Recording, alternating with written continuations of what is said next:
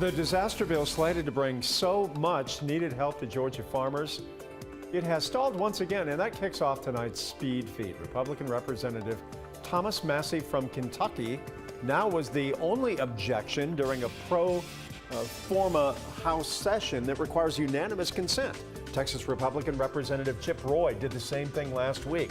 The House will try again on Thursday to pass it by unanimous consent.